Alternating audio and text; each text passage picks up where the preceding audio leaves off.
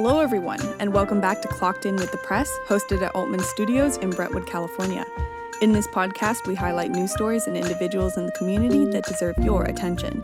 For breaking or full news stories and to stay updated on the latest Contra Costa County happenings, you can check out our website and Facebook at thepress.net or Twitter and Instagram at PressClockedIn.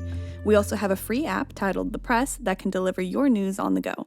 This is Kaitlyn Gleeson, clocking in. Today, we get to talk with Frank Pettinger, a man who published a manuscript written by his father about experiences in World War II. Before we bring him onto the show, however, let's hear a word from this week's sponsor. Today's episode is sponsored by our friends at Sip and Scoop in downtown Brentwood. Sip and Scoop delivers smiles for miles, sip by sip, and scoop by scoop. Gelato, Italian ice, and signature coffee beverages are just a few of the delicious treats on their menu. Stop by Sip and Scoop at 234 Oak Street in downtown Brentwood to get your fix. They're also on DoorDash.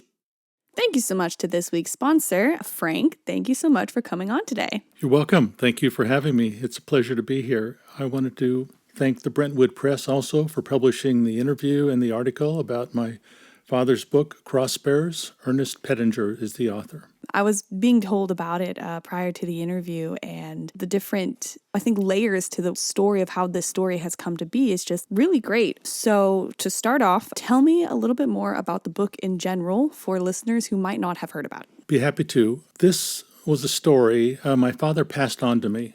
He had typed it out on over 300 pages in the late 1940s. So on a typewriter. Yeah, a typewriter, Oh, wow. right, on onion skin paper, very fragile old paper still. And he handed it to me on a plastic tray. And he said, okay, I would like you to publish this. And I would like the proceeds to go to charity and worthy causes. So I didn't really take that seriously until I got older. I looked at it and kind of just put it away in storage. And as time went on, I started to look more seriously at the content of the book. And when I started reading through it and looked at the scope of the project, I realized this book was a genuine historical treasure. It was a glimpse in real time of the events and experiences he was going through in World War II in the U.S. Army. And this is the period from 1942 to 1945. It was unusual because he was 33 years old when he was drafted into the Army, and drafted or joined, that wasn't clear to me. But he joined in at 33. Normally today, young men are going in 20, 22, and they have a whole different approach and fitness level. But he was 33 years old when he was drafted. He took the time to chronicle his experiences from the perspective of someone who grew up in the hills and countryside north of Los Angeles, relatively free from racial and religious prejudices. This memoir of his includes his discoveries through observations and conversations with other GIs, Australians, allies, natives, about equality. So it was a big process of discovery for him. He takes us through his personal experiences in basic training, which through injury and illness he had to repeat 3 times. And as the story unfolds, you can see that actually probably saved his life, or at least saved the kind of experience he was exposed to. He went into the blisteringly hot Southern California, they call it Desert Center Training Camp near Death Valley. And in those days, they didn't have air conditioning in their vehicles. That's really brutal. Yeah. The story also takes through his embarkation through the San Francisco port to Sydney, Australia. Next, we go on a 2-year journey with him into New Guinea and the Philippines. At the end of the war, it ended. He was in the war for the full duration in the United States involvement till we dropped the bombs on Japan and they surrendered. So that, in fact, is a summary of the book itself and how it came to be. So my role in this was just to figure out how to get it published from the typewritten pages to a digitized form. And how long did it take for you to get the story published? Well, the process was lengthy because it was on paper. As I said, it had to be converted. Not being a typist, I tried different ways of getting it into a digital format. First, I tried scanning it and then OCRing it. That required a lot of editing, and it just wasn't worth it. I may as well have typed it straight out. Then I tried dictating it. That worked pretty good, but it still needed a lot of editing. Finally, after I retired, I paid someone to type it, about the last 2/3 of the book. So it was now digitized, but then I had to proof it and compare each page to the digitized format, cross-referencing it. And that took several weeks.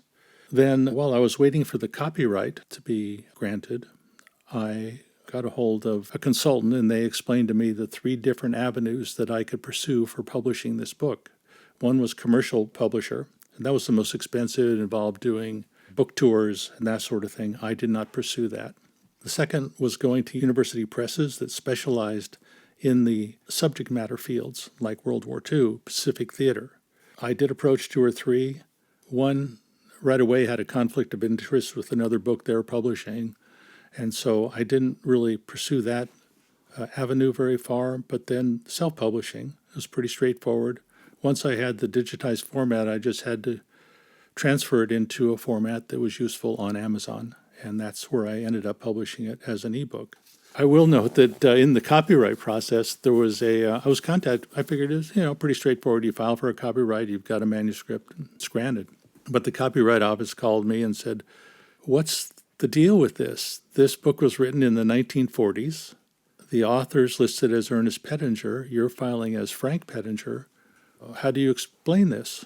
And I had to tell them that the book was given to me, that I really wasn't an author in the book. I'd only edited parts of it that needed bridges and that sort of thing, very basic, fundamental stuff where pages were missing.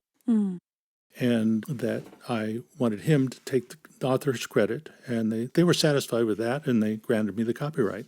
So I would say from beginning to end, several years, because I wasn't working on it full time, but it was an arduous process of converting a typewritten page from 1945 to a digitized format to today.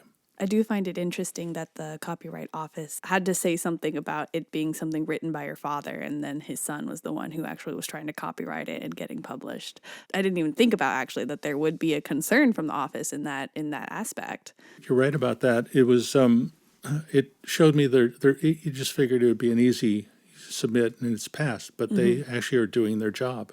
And they asked a valid question, and we went back and forth a little bit, and then they were satisfied. I would probably predict that there is also that problem when it comes to writing under a pen name, and then a person tries to copyright a story from a pen name, and then they publish under their own name. I wouldn't be surprised there. But to kind of get now to the content of the book a little bit more, what are your favorite, or rather, what do you believe are, for you personally, one of the more interesting parts of the book? Well, I have to tell you, I love this book. And not just because it's my dad's story, but it's so nuanced. There are so many interesting parts to it. For example, I mentioned earlier the Desert Center training facility. This was set up to train troops to do marching maneuvers and truck and heavy equipment maneuvers in Africa. North Africa was really hot. And so they were there for several months doing maneuvers in the desert. They were given a small quart of water at the beginning of the day and told, this has got to last you all day, and you still have to have enough left over to wash your socks.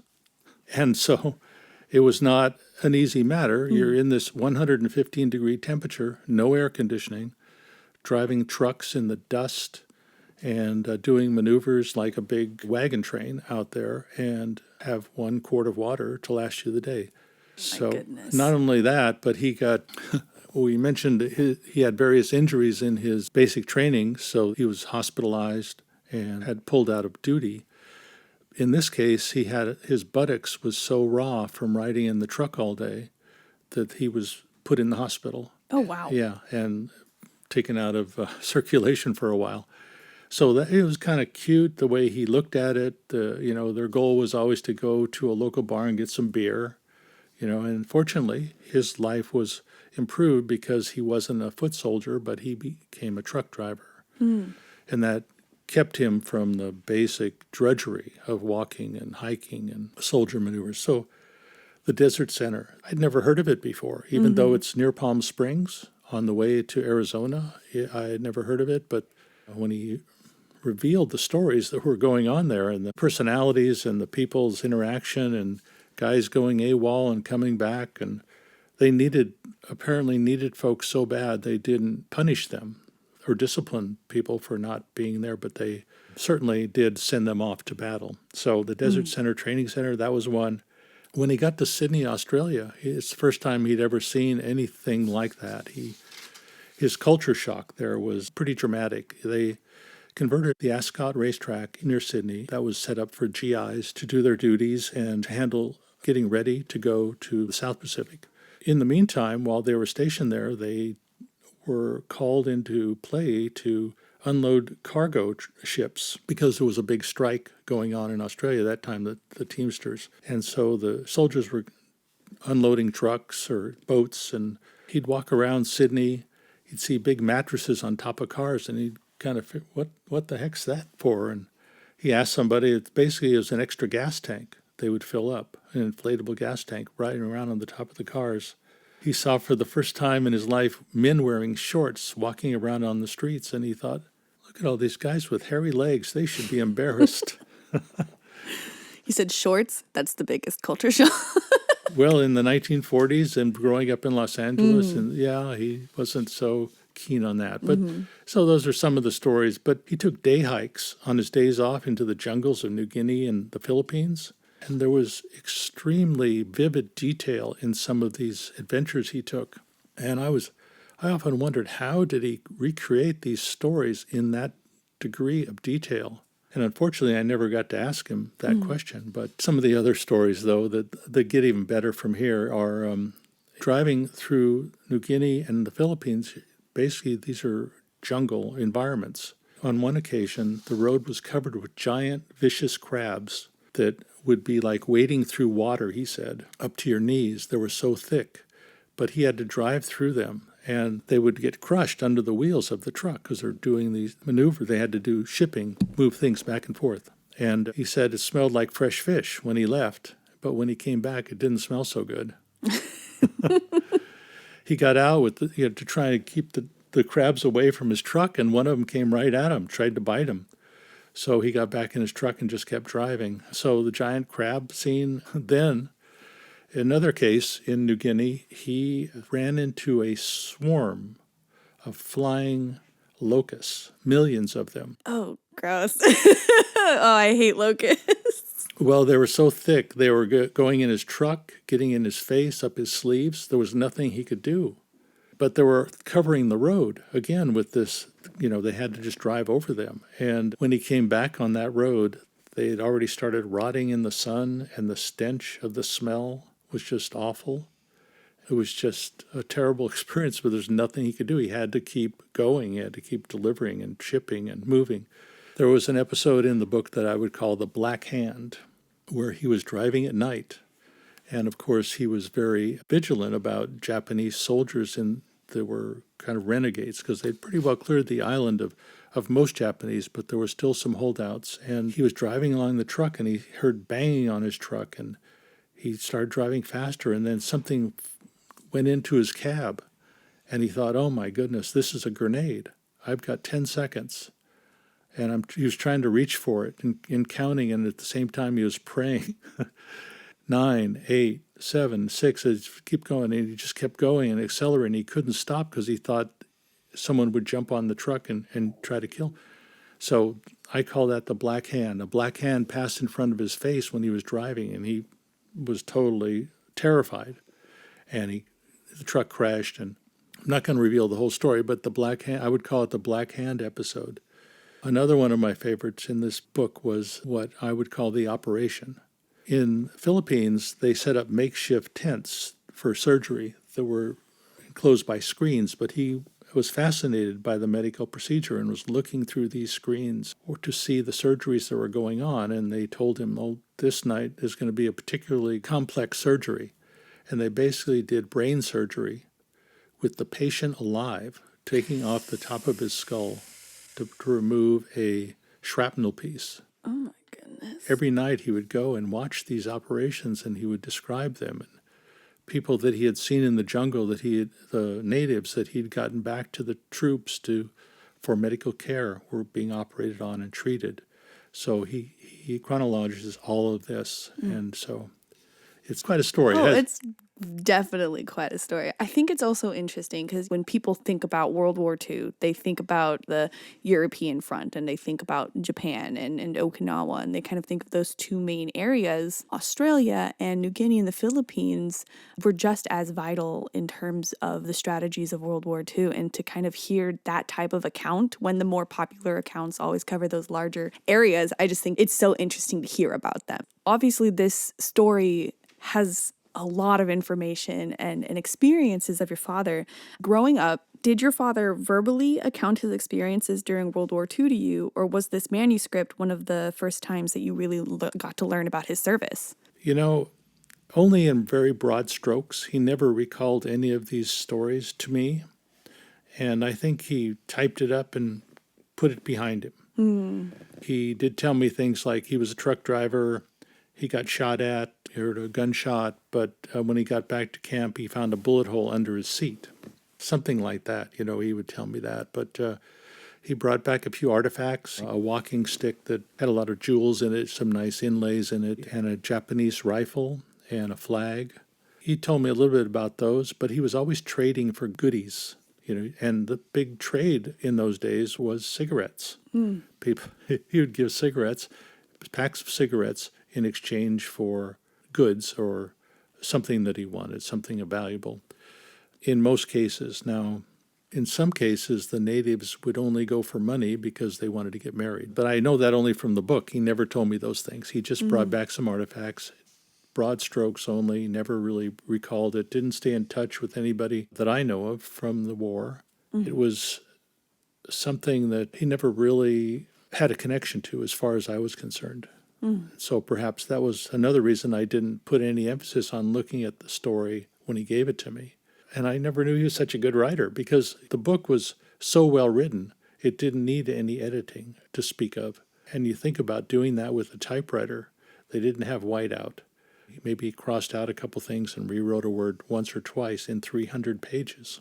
His story was his recollections, and his whole emotion to that story, I think, was in that paper. Well, Frank, I am loving the stories that you're giving me so far. But before we go any further, I would like to take a moment to hear a word from our sponsor. But listeners, stick around because we still have a lot of detailed stories that we get to hear from the memoir of Ernest Pettinger. Today's episode of Clocked In with the Press is brought to you by our friends at Sip and Scoop in downtown Brentwood. Sip and Scoop started out as a food truck, serving coffee, hot cocoa, and desserts on the go, but the demand was so high that they had to open a shop at 234 Oak Street.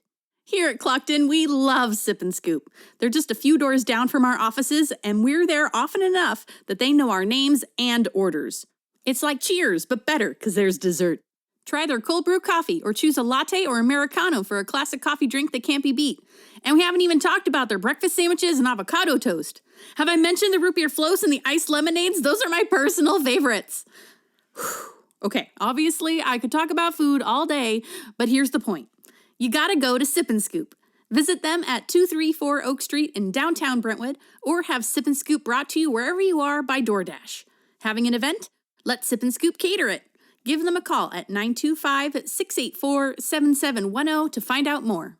Thank you so much to this week's sponsor. Back to the episode, however, one thing that I do want to ask about is which story was either the most surprising and or the most difficult to learn about as you were going through the manuscript? Yeah, one that I haven't mentioned so far, and that is stories about the intense hatred and awful treatment of the blacks in the South. He also witnessed this in talking with other white soldiers from the South, so it was shocking to me that he was so stunned by some of these detailed stories. I mean, just horrible treatment. That was the most shocking to me. He raised me to treat everybody equal and not have a preference or prejudice towards religion or color of skin, to give everyone a chance. That was how he lived. And so when he got in the military and he heard about blacks in the South, and he saw separate dining rooms and separate bathroom facilities, in Los Angeles, in Southern California, that was not the case in the 40s. And so he saw it in the South when he was going through basic training. So that was pretty shocking.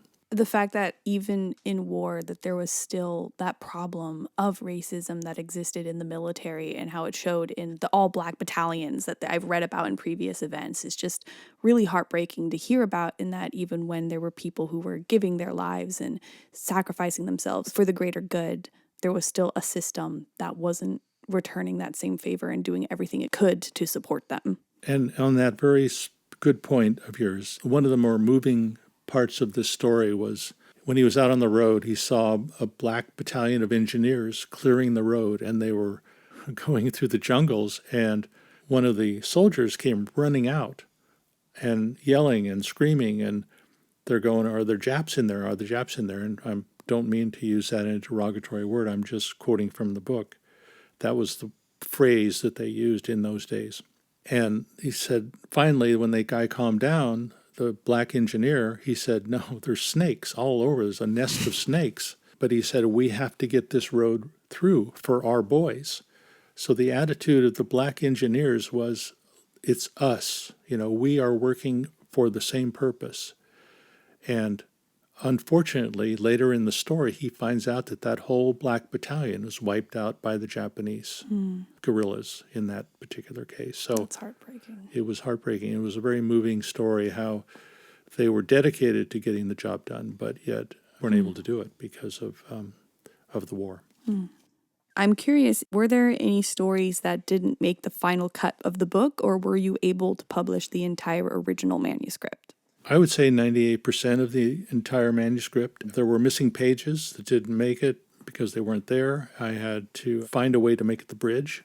And the book didn't really end in the manuscript. It was satisfactorily concluded when the bombs were dropped on Japan and they surrendered, and everybody was so relieved and happy to be going home. That is the natural ending of the story. But there were pages and parts of the story that didn't make it because there were missing components. And you couldn't fill in any details that you didn't know. Oh, right, and I wouldn't do that. I just made a bridge in one case where there was a transition that was missing a page. So when it came to, filling the gaps and to make the story cohesive, what was your method of going about it? What was really nice for me was that I was able to hear how he thought about things, how he approached things. So I put myself in his place. In this case, he was in a truck with a guard, and they had just completed a run, and they had to make it back to the company, who was being shipped out that next day. They had been enjoying themselves. They had a nice lunch and lots of alcohol, and they were getting a little loopy, and then it cut out. So I said, all right, well, how did he get from here to being shipped out? And so I made assumptions based on what his activity had been in the past in that case. This is in the Philippines. So I did put my mind in his shoes and just walked it out the best I could. On the idea of you putting yourself in your father's shoes, would you say that you had a good relationship with your father? I would say I had a great relationship with my father. He was a terrific person. He was a self-made man. He was adventurous. He taught me to swim, to hunt, drive a stick shift, a locomotive engine, and to set up and explode dynamite he used for mining, all before I was 12 years old. Got to start young. We went on marathon Indian runs in the mountain trails. He had a homemade zip line in the field next to his property. He set me up an indoor shooting gallery. I would try to snuff out a candle on the fireplace hearth from across the room.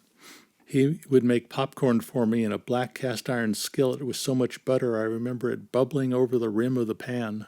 When I came home from the YMCA and Little League games, in order to get into the front door, I had to walk across a handwritten inscription in cement in front of the door that said, "It matters not if you win or lose, it's how you play the game." I'm certain that he and this upbringing made a difference in my life. He was also a great storyteller, as the book reveals, and his stories, to me, often had a life lesson. He taught me lessons about equality, ethics, sportsmanship, a considerate and thoughtful behavior. As a result, I grew up with my core values on race and religious equality, a reflection of his own, and as they are portrayed in this book. So, do you feel like writing and publishing this manuscript helped you to feel closer to your father? I do, for sure. Though he passed away in 1969, when I started the book and was reading the words he had written, I could hear his voice again. So there's nothing more intimate than hearing your father's voice 40 years after he dies. So yes, definitely. That's really wonderful. So before I bring an end to the episode, is there anything else that you would like to say? Well, I'm grateful for this opportunity to shed more light on this wonderful story that I was entrusted with. I thank you again for having me. Crossbearers is available on Amazon as an ebook to download and on Kindle. All proceeds from this book go to worthy causes. Thank you so much. You're welcome. Thank you. That's it for today's episode of Clocked In with the Press. I appreciate each and every single one of you for taking the time to listen in, and I can't wait to speak with you next time. Make sure to check out our website at thepress.net or our Twitter and Instagram at PressClockedIn. You can also download our free app, The Press, for news on the go. And I will also be including a link to the book on Amazon in the description of the episode. That's all that I have for you, and this is Kaitlyn Gleeson clocking out.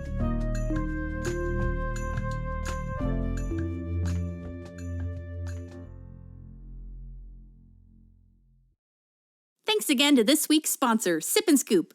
Remember that feeling of hearing the ice cream truck coming down the street as a kid? Bring back that feeling by visiting Sip and Scoop. They started out as a truck too, and now they have a brick and mortar shop right here in Brentwood, so you don't have to chase them down the block. Sip and Scoop has all kinds of high-quality desserts to satisfy any sweet tooth. Gelato, root beer floats, and iced coffees are just a few of my favorites. And the whole menu is available to go on DoorDash. Stop by their shop in downtown Brentwood and get your scoop on.